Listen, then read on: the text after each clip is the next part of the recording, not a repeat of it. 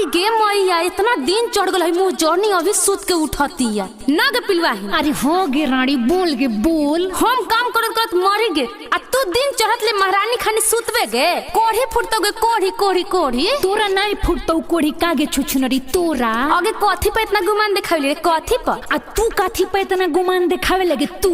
हम अपना भत्तार पर गुमान दिखाइली भत्तार पर। तो हमू अपना भत्तार पर गुमान दिखाई लगे भत्तार पर। आई रे पिलवाही छुछुनरी कुतिया। तू कुतिया आगे हरमजादी। तू हरमजादी। अच्छा रुक रुक रुक धर धर धर तो आज मुआ देबोगे मुआ देबोगे। अरे रे रे अरे रे रे भौजी अरे रे रे रे रे काहे का दिलर तोरा का भेल का तोरा कुछ पता चलेला?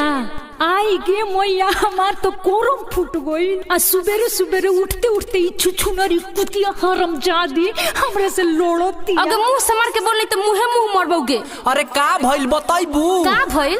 हम हमार मर्द काम करत करत मरी आ तू लोग दिन भर सूत के खइबा लो ना।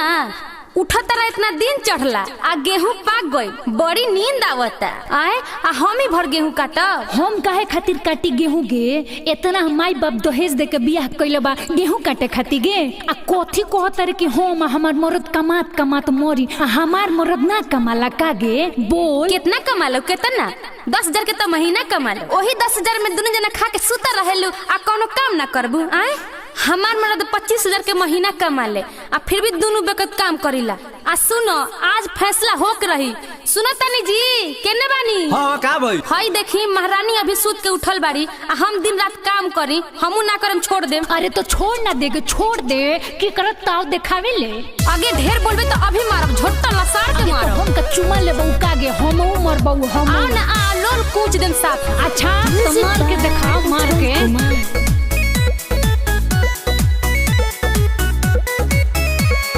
4 दिन के कनिया अमाई राम नाम बैठल बैठल खातिया करे नहीं काम। इनकर बाप के हम नौकर लागल बनी।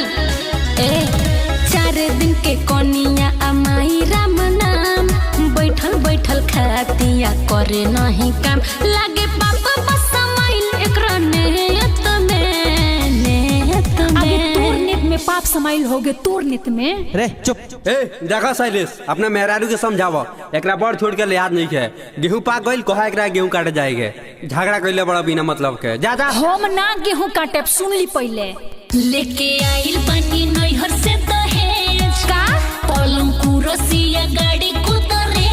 अच्छा हई बड़ घर के बेटी ना गेहूं काटो खेत में। हाँ छुछुनरी खाली सूता रह।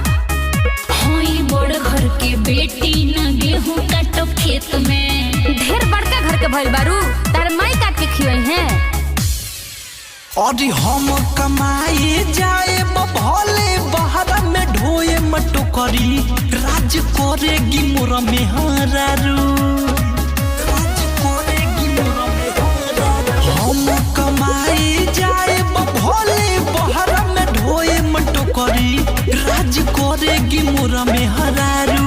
गोर बाड़ी हो जाई है करिया धनिया लगई है ना हमार झाड़ू। गोर बाड़ी हो जाई है करिया धनिया लगई है ना हमार झाड़ू। अरे साला अगर कोरिया हो दिया तो एकरा घर में रख आ सेवले रख घर में रख के एकरा के। हां त ना सेवे तू लेके सेवो मना थोड़ी कइले बानी। हम लेके सेव त का होबे रे का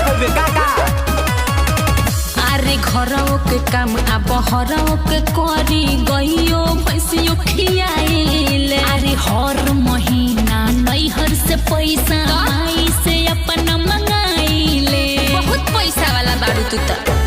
अरे घरों के काम आ बहरों के करी गइयो पैसियो खियाइले।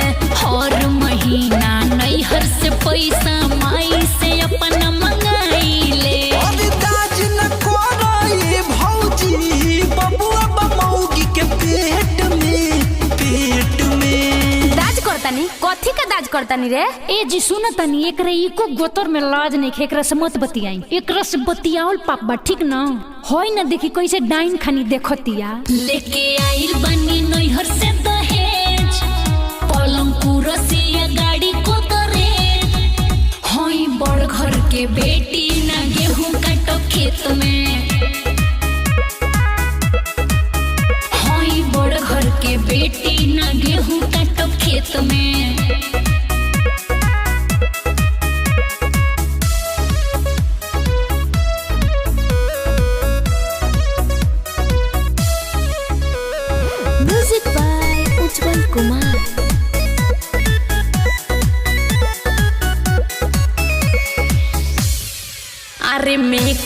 के मोहरद लेके घुसल रहे कोहबर में। जब से आइल बनी झगड़ा लगावो तारी रोज घर में। चुप झूठी। मेकअप के मोहरद लेके घुसल रहे कोहबर में। अरे जब से आइल बनी झगड़ा लगावो तारी रोज घर में। नया नोहर बड़ी कोनिया अछरम लगावा नया ऐसे अनेत में। ए भौजी झूठो सचो को अछरम मत लगावा ठीक ना। अरे शैलेशवा तू अपना मेहरारुए तरह बह गइले रे। वाह वाह। आए भैया तब तू अपन मेहरारू तरफ बोलत रह तो हम ना बोली का हो। हाँ तो बोलो आओ। लेके आइल बनी नैहर से दहेज पलंग कुर्सिया गाड़ी को तरेज। हई बड़ घर के बेटी ना गेहूं काटो खेत में। हई बड़ घर के बेटी ना गेहूं काटो खेत में।